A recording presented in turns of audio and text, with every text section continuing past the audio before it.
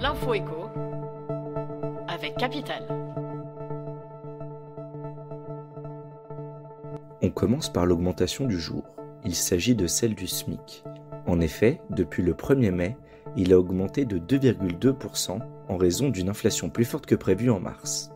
Il atteint désormais les 11,52 € bruts de l'heure contre 11,27 € auparavant. Pour un salarié à temps plein, le salaire minimum passe ainsi à 1747,20 € bruts par mois, soit 1383 € net environ. Et dans la fonction publique aussi, la rémunération minimale est revalorisée au 1er mai, pour atteindre 1750,86 € bruts par mois. Pour tout savoir sur les nouvelles augmentations au 1er mai, rendez-vous sur notre site. On enchaîne avec la déclaration du jour. Laurent Berger, secrétaire général de la CFDT, a indiqué qu'il était prêt à rencontrer la Première ministre. Il a expliqué ce choix. La CFDT ira discuter comme une organisation syndicale dans une entreprise lorsqu'elle va discuter avec son patron, même quand son patron, quelque temps avant, lui a fait un sale coup, a-t-il indiqué. De son côté, la secrétaire générale de la CGT, Sophie Binet, invitée à réagir à ces propos, s'est montrée beaucoup plus prudente quant à une potentielle rencontre avec Elisabeth Borne. Plus de détails sur capital.fr.